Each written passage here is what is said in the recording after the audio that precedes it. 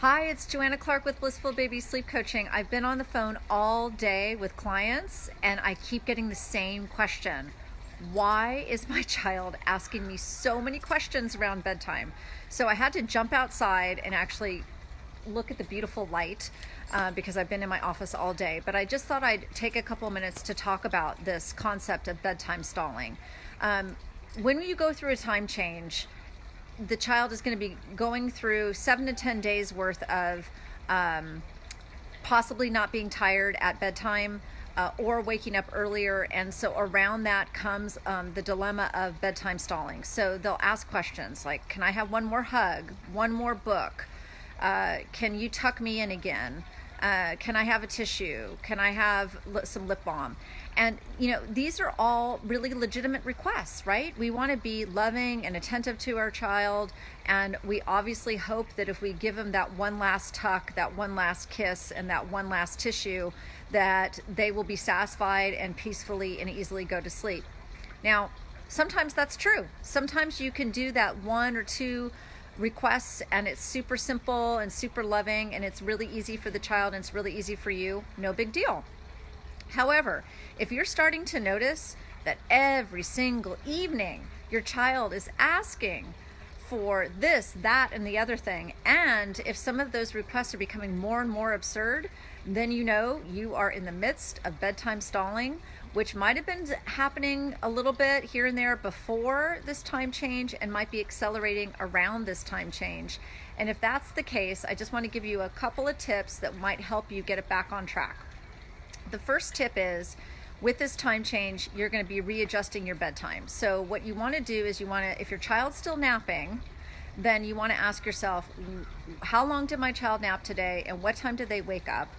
And how long is it until bedtime? Usually a child somewhere between the age of 2 and 4 to 5 years old, they will usually need to be asleep within 4 to 5 hours upon waking from their afternoon nap.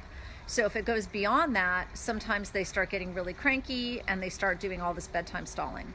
The second thing I would look into is, did you give them enough transition time between the time you got home and the time you're trying to put them in bed? Oftentimes when we move into this time change, we're really rushed to try to hustle to get everything organized, dinner, bath, books, etc. And in that hustle, the child doesn't really have transition time to wind down, and they will want to spend more time with you. And one of the ways that they try to spend more time with you is by doing this bedtime stalling. So if you're finding that is the trend, that you're rushed and therefore they're kind of requesting extra time from you via bedtime stalling, then try your very best this week to package in some more quiet time in the bedroom before you actually try to put them in their crib or their big boy bed or big girl bed.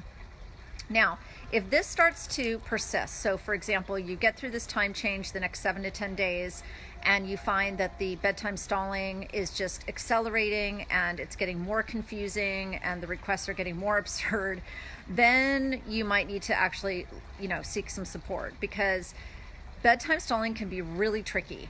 And sometimes you can accidentally form some sly sleep crutches that the child becomes really dependent on, such as you patting or singing to them or lying down with them. Sometimes what can happen is that bedtime stalling can lead to tantrums. And obviously, with me being a gentle sleep coach, my goal is to have drama-free bedtimes, peaceful, quiet nights, reliable, easy naps. Therefore, if you are getting into danger zone with your bedtime stalling and you can tell that this is gone beyond what I've described in terms of watching for their bedtime sleep window and giving them more transition time, then absolutely reach out for help. I do offer fall tune-ups. You can schedule a complimentary sleep strategy session, and this is a great way for me to hear a little bit more about the sleep story and to offer you some insight and perspective to really get you back on track. I want everyone to have a wonderful, joyful fall season, and we don't want bedtime stalling and drama to be part of that. So if you need help, reach out to Blissful Baby Sleep Coaching. I'm more than happy to help you. And otherwise, I hope that this video was helpful for you to understand bedtime stalling, especially in relationship to the time change. So hope you have a lovely fall. Look at those beautiful trees. They're starting to change here. Okay, take care. Bye.